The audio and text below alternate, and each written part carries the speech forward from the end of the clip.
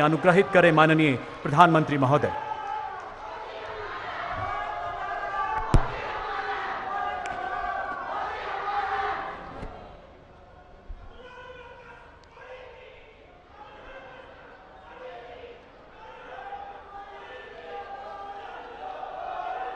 जय बद्री विशाल, जय बद्री विशाल, जय बद्री विशाल, जय बाबा केदार, जय बाबा केदार, जय बाबा केदार। उत्तराखंड के गवर्नर गुरमीत सिंह जी, यहां के लोकप्रिय मृदुभाषी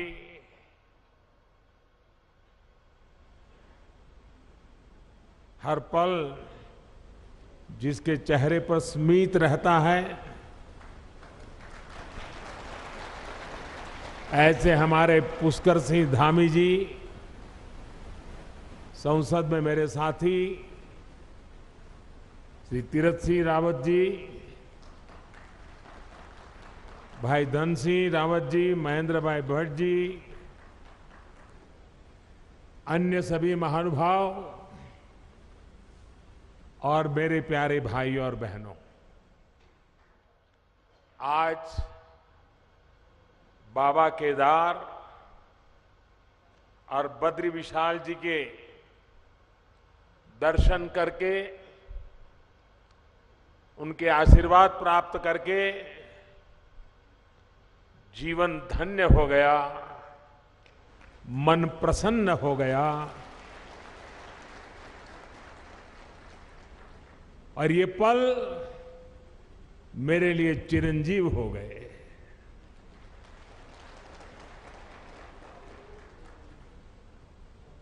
बाबा के सानिध्य में, बाबा के आदेश से, बाबा की कृपा से पिछली बार जब आया था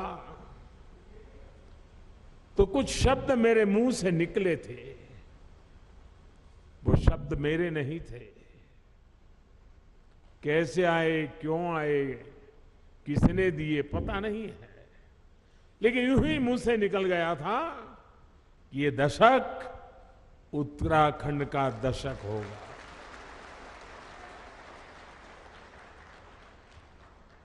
और मुझे पक्का विश्वास है इन शब्दों पर बाबा के, बद्री विशाल के, मां गंगा के निरंतर आशीर्वाद की शक्ति बने रहेगी, ये मेरा अंतर्मन कहता है। ये मेरा सौभाग्य है आज मैं आपके बीच इन नई परियोजनाओं के साथ फिर उसी संकल्प को दोहराने आया हूं। और मेरा सौभाग्य है कि आज मुझे आप सभी के दर्शन करने का मौका मिला है।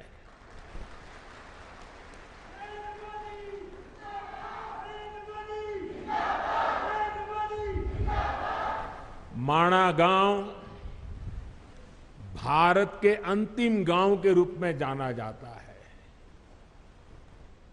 लेकिन जैसे हमारे मुख्यमंत्री जी ने इच्छा प्रकट की, अब तो मेरे लिए भी सीमा पर बसा हर गांव देश का पहला गांव ही है।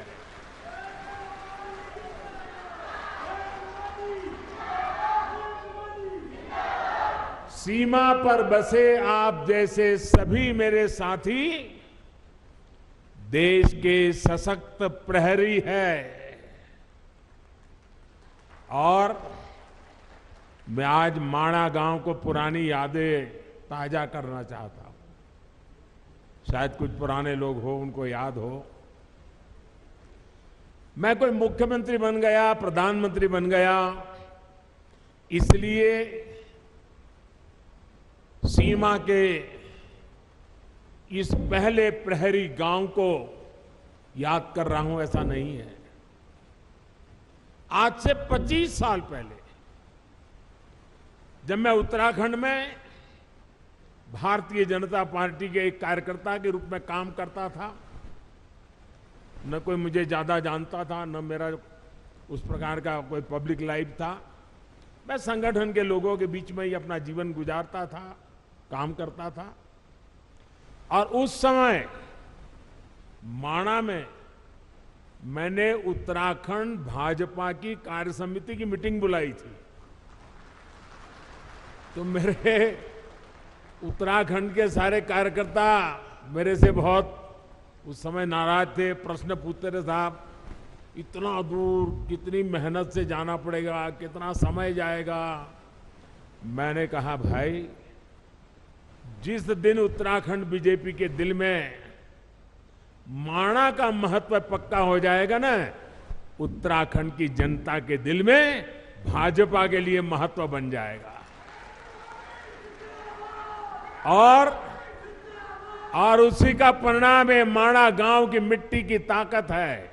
ये माणा गांव के मेरे भाइयों बहनों का आदेश है, आशीर्वाद है कि आज लगातार आपके आशीर्वाद बने रहते हैं। और मैं तो उत्तराखंड में नई सरकार बनने के बाद सार्वजनिक कार्यक्रम में पहली बार बोल रहा हूं।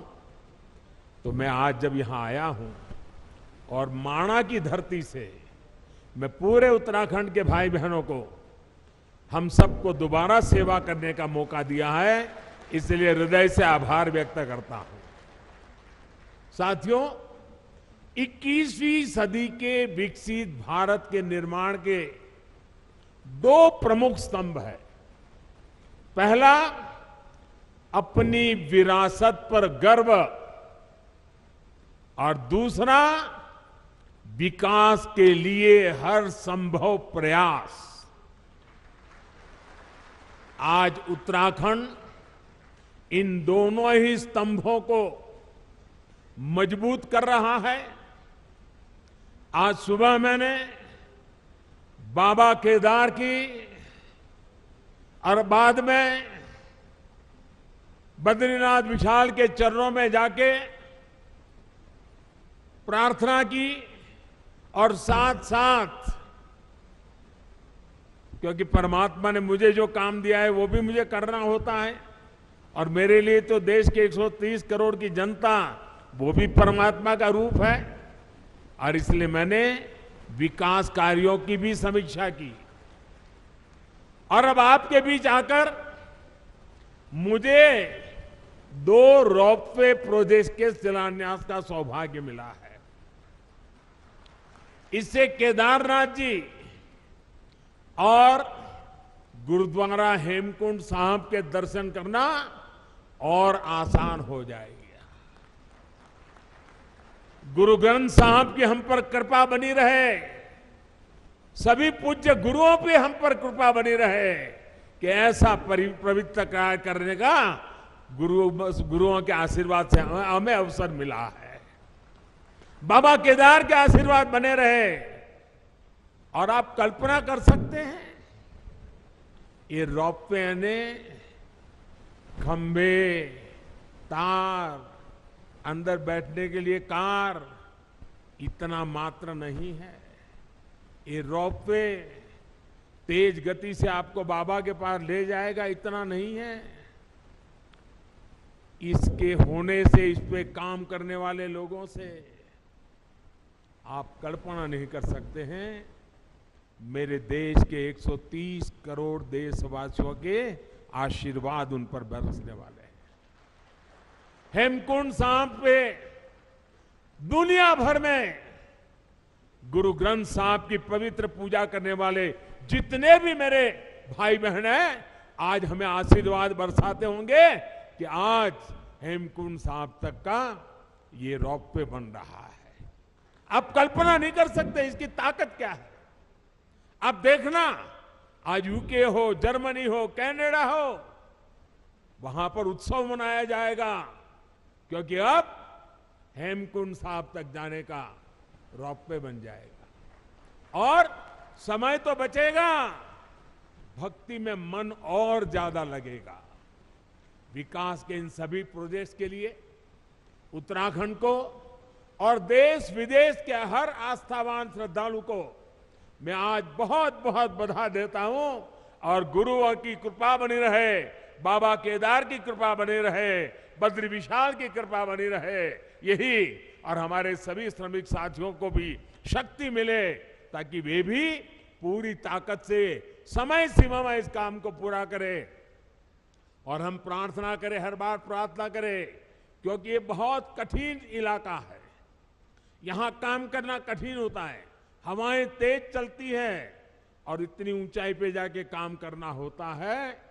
परमात्मा से प्रार्थना करें कि इस पूरे काम के दरमियान कोई एक्सीडेंट न हो जाए, किसी हमारे साथी का नुकसान न हो जाए, ये हम प्रार्थना करते रहे।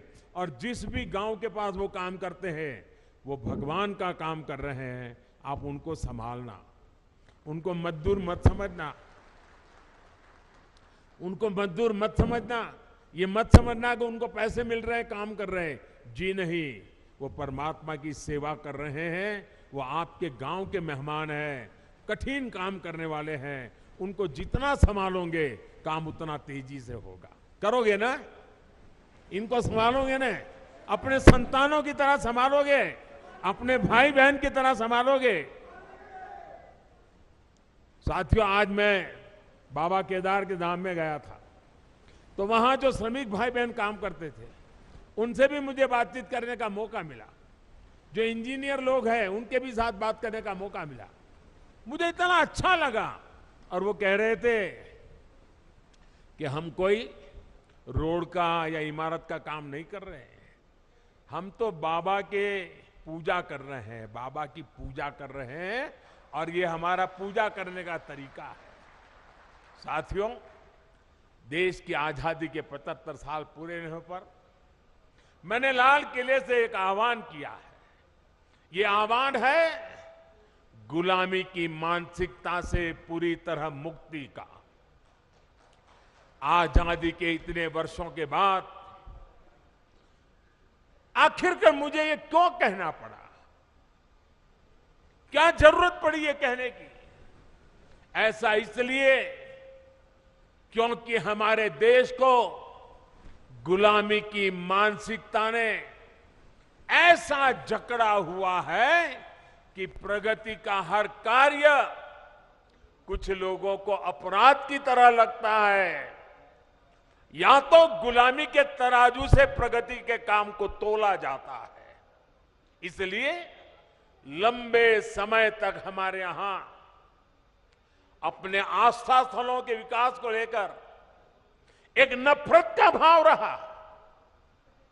विदेशों में वहां की संस्कृति से जुड़े स्थानों की ये लोग तारीफ करते करते नहीं थकते, लेकिन भारत में इस प्रकार के काम को हेय दृष्टि से देखा जाता था।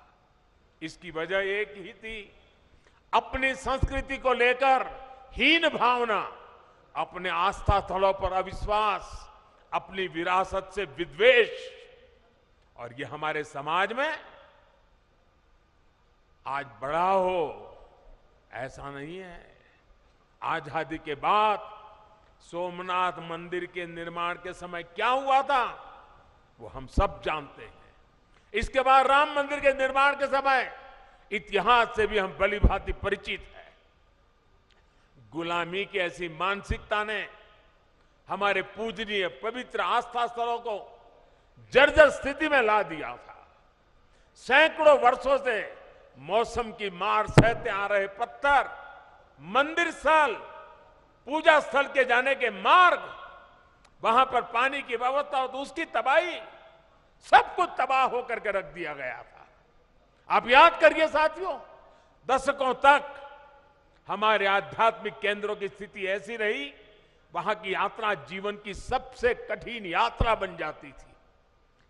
जिसके प्रति कोटि कोटि लोगों की श्रद्धा हो, हजारों साल से श्रद्धा हो, जीवन का एक सपना हो कि उस धाम में जाकर के मत्था टेक के आएंगे, लेकिन सरकारें ऐसी रही कि अपने ही नागरिकों को वहां तक जाने की सुविधा करने का उनको जरूरी नहीं लगा।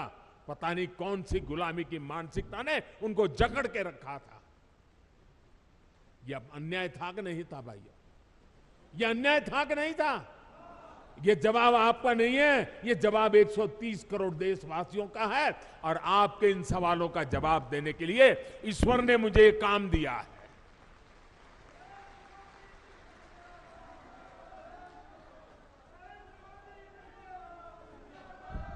भाइयों बहनों, इस उपेक्षा में लाखों करोड़ों जन भावनाओं के अपमान का भाव छिपा था। इसके पीछे पिछली सरकारों का निहित स्वार्थ था। लेकिन भाइयों और बहनों, ये लोग हजारों वर्ष पुरानी हमारी संस्कृति की शक्ति को समझ नहीं पाए। वो ये भूल गए कि आस्था के केंद्र सिर्फ एक ढांचा नहीं, बल्कि हमारे लिए ये प्राण शक्ति है, प्राण वायु की तरह है। वो हमारे लिए ऐसे शक्ति पुंज है जो कठिन से कठिन परिस्थितियों में भी हमें जीवंत बनाए रखते हैं। उनकी गौर उपेक्षा के बावजूद ना तो हमारे आध्यात्मिक केंद्रों का महत्व कम हुआ, ना ही उन्हें लेकर हमारे समर्पण भाव में कोई कमी आई। और आज देखिए, काशी, उज्जैन, अयोध्या, अनगिनत ऐसे श्रद्धा के केंद्र अपने गौरव को पुनः प्राप्त कर रहे हैं। केदारनाथ, बद्रीनाथ, हेमकुंड साहब, वे भी श्रद्धा को संभालते हुए आधुनिकता से उसकी सुविधाओं से जोड़ा जा रहा है। अयोध्या में इतना भव्य राम मंदिर बन रहा है। गुजरात के पावागढ़ में मां कालिका के मंदिर से लेकर देवी विंध्याचल के कॉरिडोर तक भारत अपने सांस्कृतिक उत्थान का आह्वान कर रहा है। आस्था के इन केंद्रों तक पहुंचना अब हर श्रद्धालु के लिए सुगम और सरल हो रहा है। और जो व्यवस्थाएं विकसित हो रही है वो हमारे बड़े बुजुर्गों के लिए तो सुविधा है, लेकिन मुझे विश्वास है मेरे देश की नई पीढ़ी 12, 15, 18, 20, 22 साल के नौजवान बेटे बेटियां, उनके लिए भी ये श्रद्धा का आकर्षण का केंद्र बनेंगे। वो हमारी नीति होनी चाहिए। अब हमारे दिव्यांग साथी भी इन स्थानों पर जाकर दर्शन कर रहे हैं। मुझे याद है, मैंने जब गिरनार में रोपवे बनाया, 80-80 साल के माता पिता ऐसे बुजुर्ग लोग वहां आने के बाद मुझे चिट्ठी लिखते थे कि कभी सोचा नहीं था कि गिरनार पर्वत पे जाकर के तीर्थ क्षेत्रों की हम पूजा दर्शन कर पाएंगे। आज वो इतने आशीर्वाद दे रहे हैं। एक रोपवे बनाया।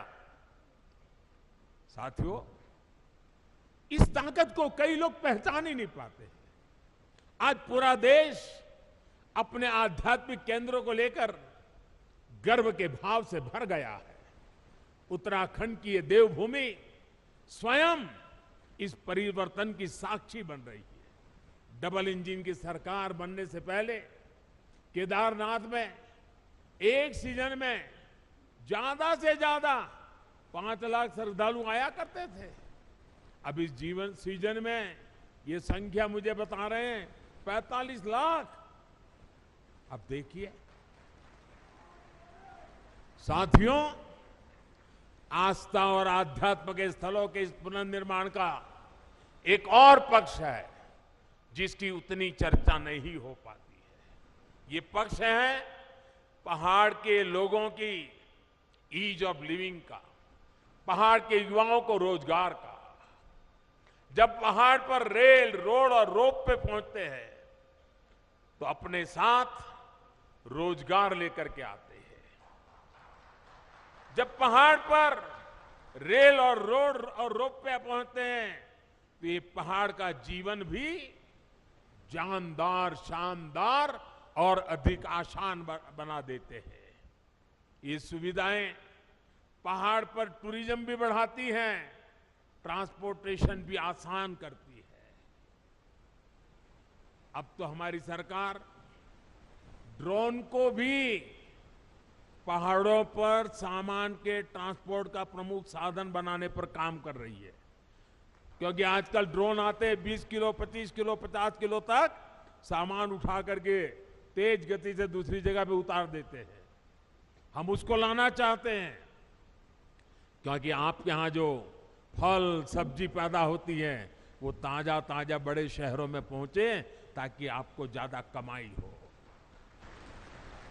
और मैं आज हिंदुस्तान के सीमा पर देश की रक्षा कर रहे गांववासियों के बीच आया हूं। तब अभी मैं आप जो हमारी माताएं बहनें, सेल्फ हेल्प ग्रुप की बहनें जो उत्पादन पैदा करती है, जो मसाला, वो पहाड़ी नमक, ये सारी चीजें मैं देख रहा था। और पैकेजिंग वगैरह में मैं सचमुच में मेरा मन बड़ा प्रसन्न कर गया जी। माताओं बहनों को प्रणाम करता हूं, क्या बढ़िया काम किया आपने। लेकिन मैं यहां से हिंदुस्तान भर से जो प्रवासी आते हैं, जो यात्री आते हैं, जो एडवेंचर के लिए आते हैं, जो श्रद्धा के लिए, किसी भी तरीके से क्यों ना आते हो, एक जीवन में व्रत बनाइए कि आप यात्रा में जितना खर्चा करते हैं, ट्रैवलिंग का खर्चा करते होंगे, खाने के पीछे खर्चा करते होंगे, बड़ी होटल में रहने के लिए खर्चा करते होंगे, आप मन में एक व्रत बनाइए। मैं सभी 130 करोड़ देशवासियों को हिंदुस्तान के उस गांव से बता रहा हूं जो चीन के सीमा पर, भारत का ये सीमा पर रखवाली करने वाले गांव के बीच से बोल रहा हूं। मैं उनकी तरफ से बोल रहा हूं, आप जहां भी जाएं यात्रा करने के लिए, इस कठिन क्षेत्र में आए, या पुरी चले जाएं, या कन्याकुमारी चले जाएं, या सोमनाथ, कहीं पर भी जाए, एक संकल्प कीजिए। जैसे मैं वोकल फॉर लोकल की बात करता हूं ना, मैं आज एक और संकल्प के लिए प्रार्थना करता हूं। और देशवासियों को प्रार्थना करना है तो मेरा हक बनता है जी। मैं आदेश तो नहीं दे सकता हूं, प्रार्थना तो कर सकता हूं। मैं प्रार्थना करता हूं, आप जितना खर्चा करते हैं तय कीजिए, कम से कम 5% जो टोटल खर्चा आपका यात्रा का होगा, उसमें 5%, अगर 100 रुपया खर्चा करते हो तो 5 रुपया उस इलाके में जो कुछ भी स्थानीय उत्पाद है, स्थानीय लोग जो बनाते हैं, आप उसको जरूर खरीदिए। आपके घर में है तो दूसरा लेके जाइए, किसी को भेंट दे दीजिए, लेकिन वहां से जरूर लेके जाइए। आपको मैं विश्वास दिलाता हूं भाइयों बहनों, इन सारे क्षेत्रों में इतनी रोजी रोटी मिल जाएगी। अभी मुझे माताएं बहनें कह रही थी कि इस बार यात्री इतने आए, मैंने कहा कितनी बिक्री हुई, तो जरा पहले तो शर्मा गए बताते बताते। मैंने कहा नहीं बताइए बताइए। फिर उन्होंने कहा 2.5 लाख रुपए का बिक गया इस बार। उनको इतना संतोष था।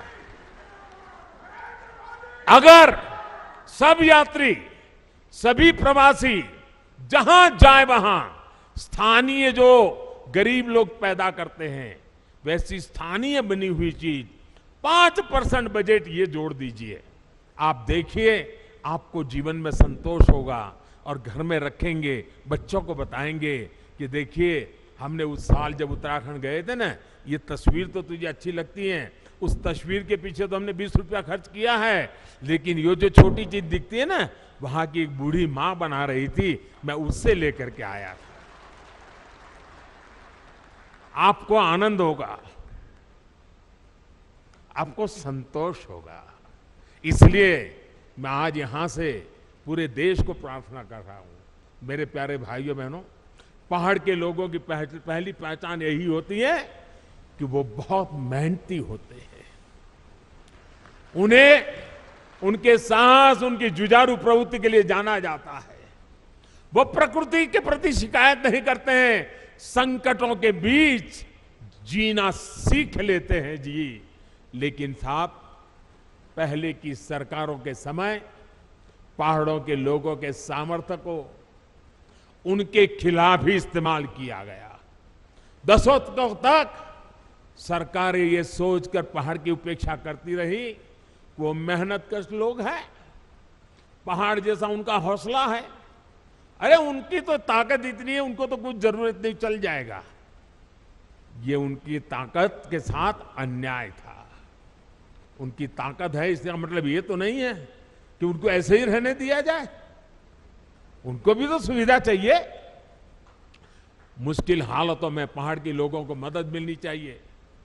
जब सुविधाएं पहुंचाने की बात हो, जब सरकारी योजनाओं का लाभ पहुंचाने की बात हो, तो पहाड़ के लोगों का नंबर सबसे बाद में आता था।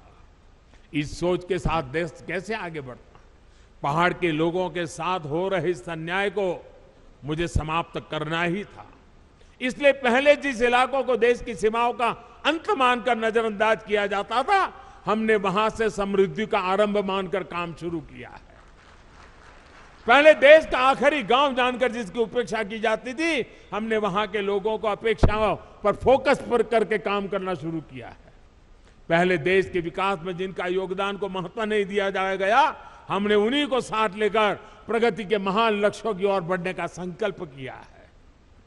हमने पहाड़ की उन चुनौतियों का हल निकालने की कोशिश की है जिससे जूझने में वहां के लोगों की बड़ी ऊर्जा व्यर्थ हो जाए, वो हमें मंजूर नहीं है। हमने हर गांव तक बिजली पहुंचाने का अभियान चलाया, जिसका बहुत बड़ा लाभ मेरे पहाड़ के भाई और बहनों को मिला। मुझे यहां गांव के सरपंच मां एक बहन से मिलना हुआ। मैं पूछ रहा था शौचालय बन गए? अरे बोले साहब बन गए। मैंने कहा पानी पहुंच रहा है? बोले पाइप लग रही है। इतनी चेहरे पर खुशी थी, अपने गांव में काम होने का आनंद था उनके। सरपंच महिला थी, बड़े गर्व से मुझे बता रही थी। हमने हर घर जल का अभियान चलाया, जिसकी वजह से आज उत्तराखंड के 65% से ज्यादा घरों में पाइप से पानी पहुंच चुका है। हमने हर पंचायत को ऑप्टिकल फाइबर से जोड़ने का अभियान चलाया, जिसकी वजह से उत्तराखंड के कोने कोने में आज डिजिटल कनेक्टिविटी पहुंच रही। मैं आज देख रहा था इनके वे भी ऑनलाइन पैसे ले रहे थे, डिजिटल फिनटेक। मैं जरा हमारे पार्लियामेंट में कुछ बुद्धिमान लोग बैठते हैं, उनको बताना चाहता हूं कि मणा आई है, मणा। ये मेरे माणा में देखिए 8वीं कक्षा भरी हुई मेरी माँ बहने डिजिटल पेमेंट ले रही है। पेटीएम ऐसा लिखा हुआ है, क्यूआर कोड लगाया है अपने माल के सामने। ये ताकत मेरे देश की मुझे माणा गांव के लोगों के पास देख करके और गर्व हो रहा है। हमने गांवों में हेल्थ और वेलनेस सेंटर खोलने का अभियान चलाया, जिसकी वजह से आज गांव के पास चिकित्सा की सुविधा पहुंच रही है। इन अभियानों का बहुत बड़ा लाभ हमारी माताओं, बहनों, बेटियों को हुआ है। एक संवेदनशील सरकार, गरीबों का दुख दर्द समझने वाली सरकार कैसे काम करती है, ये आज देश के हर कोने में लोग अनुभव कर रहे हैं। कोरोना के इस काल में जब वैक्सीन लगवाने की बारी आई, अगर पहले की सरकारें होती तो शायद अभी तक वैक्सीन यहां तक ना आता, लेकिन ये मोदी है।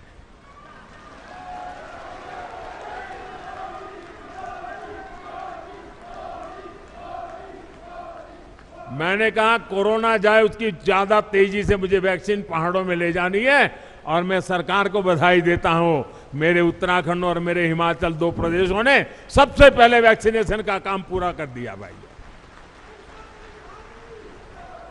इस वैश्विक महामारी में लोगों को भूखमरी का शिकार ना होना पड़े, बच्चों को कुपोषण का शिकार ना होना पड़े, इसके लिए हमने प्रधानमंत्री गरीब कल्याण अन्न योजना शुरू की। इस योजना की वजह से उत्तराखंड के भी लाखों लोगों को मुफ्त अनाज मिला, और हमने पक्का किया किसी गरीब के घर में भी कोई दिन ऐसा नहीं होना चाहिए जब घर में चूल्हा न जला हो, रोटी न पकी हो, कोई बच्चा भूखा सोया हो। वो दिन मैं देखना नहीं चाहता था, और हम सफलतापूर्वक कर पाए भाइयों बहनों। कुछ समय पहले ही हमारी सरकार ने उस अवधि को और 3 महीना बढ़ा दिया है, ताकि इस त्योहारों के दिनों में हमारे गरीब परिवारों को दिक्कत न हो। डबल इंजन की सरकार के प्रयासों से अब उत्तराखंड में विकास कार्यों में फिर तेजी आ रही है। जो लोग घर से पलायन करके चले गए थे, अब अपने पुराने घरों में लौटने लगे हैं। होम स्टे गेस्ट हाउस, ढाबों, छोटी छोटी दुकानों में अब रौनक बढ़ने लगी है।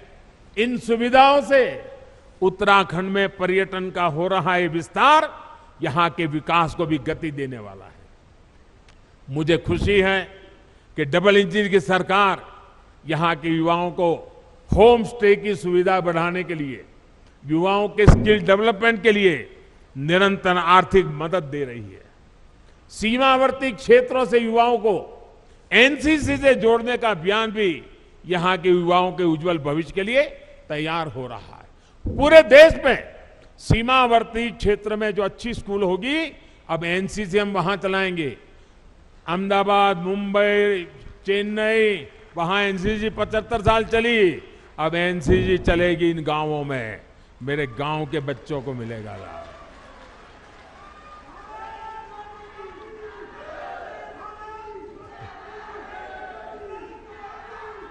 साथियों, हमारे पहाड़ के लोगों की सबसे बड़ी चुनौती रहती है कनेक्टिविटी। कनेक्टिविटी ना हो तो पहाड़ पर जीवन वाकई पहाड़ जैसा हो जाता है। हमारी डबल इंजन की सरकार इस चुनौती का भी समाधान कर रही है। आज उत्तराखंड को मल्टी मॉडल कनेक्टिविटी प्रदान करने के लिए हर साधन पर काम किया जा रहा है। हिमालय की हरी भरी पहाड़ियां पर रेलगाड़ी की आवाज उत्तराखंड के विकास की एक नई गाथा लिखेगी। देहरादून एयरपोर्ट भी अब नए अवतार में सेवा दे रहा है।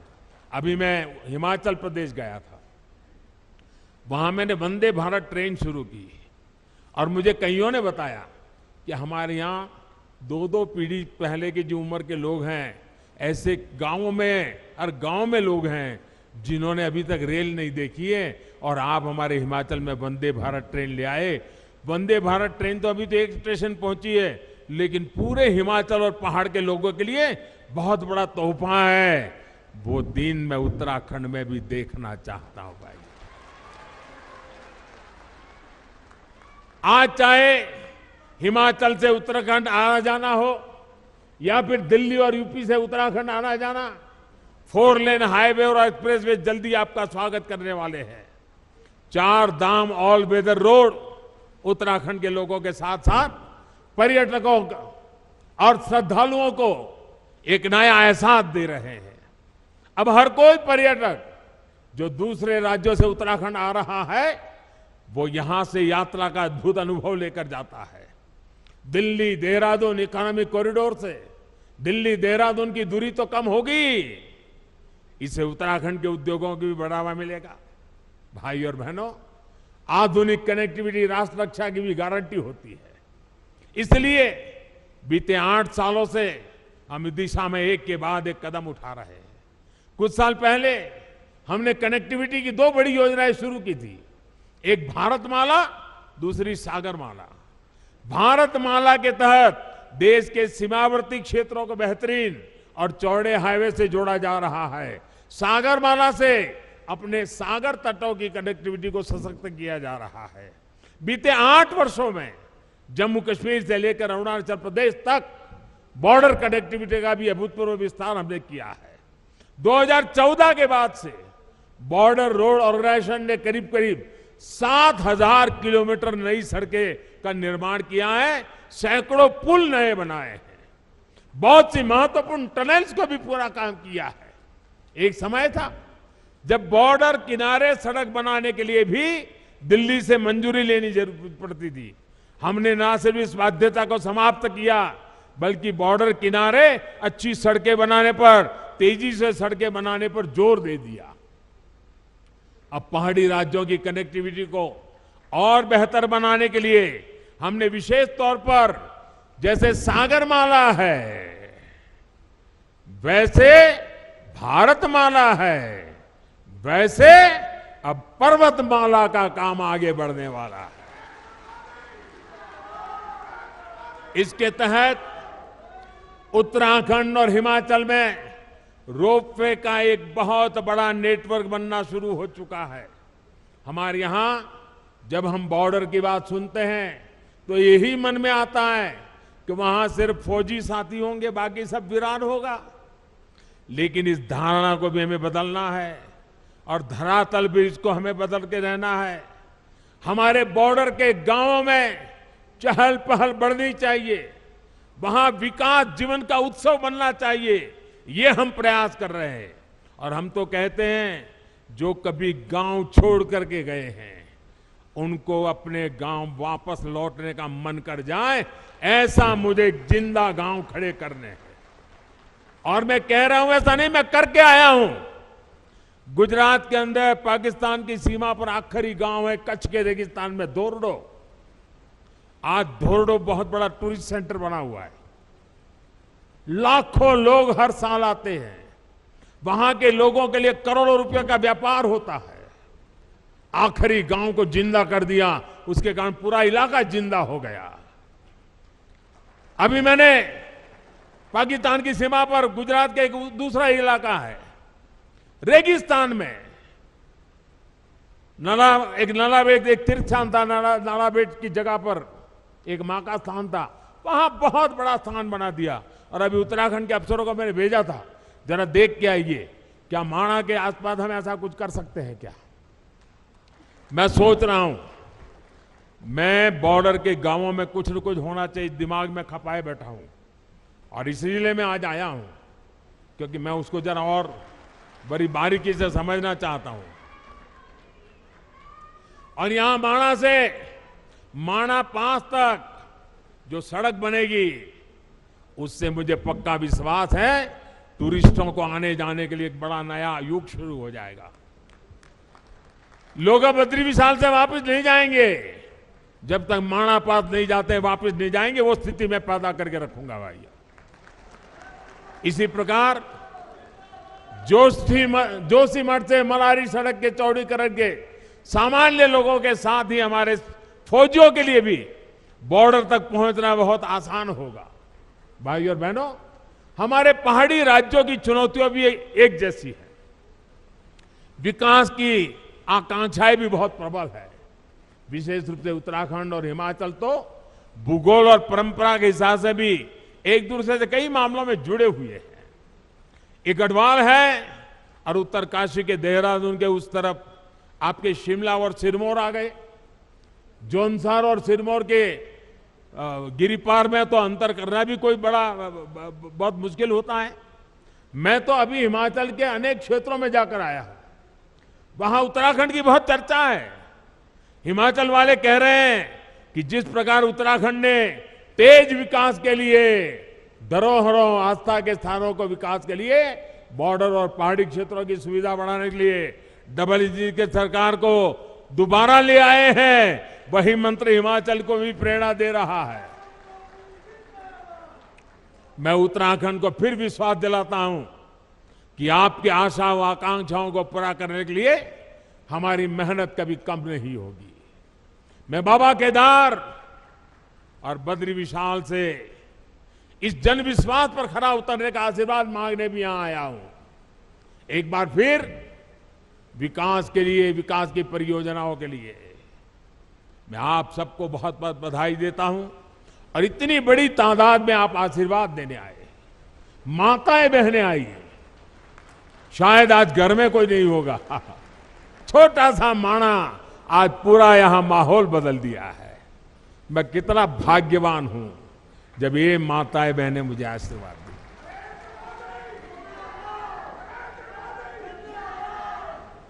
आज सचमुच मेरा जीवन धन्य हो गया है।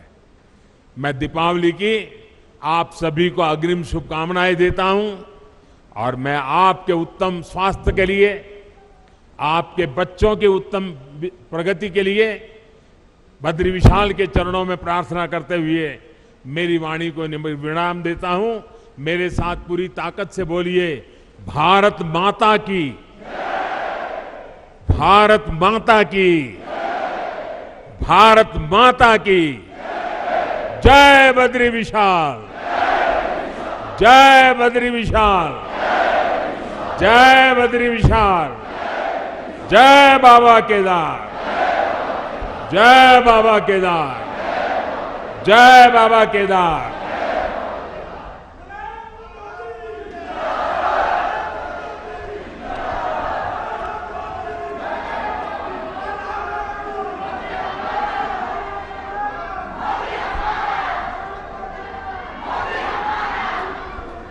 आपके ओजस्वी उद्बोधन के लिए बहुत बहुत आभार मान्यवर। आपके वचनों की प्रतिबद्धता में, आपकी वाणी की दिव्यता में, नेतृत्व की प्रबलता में विश्व पटल पर पुनः विश्व गुरु सा उभरता हिंदुस्तान नजर आता है।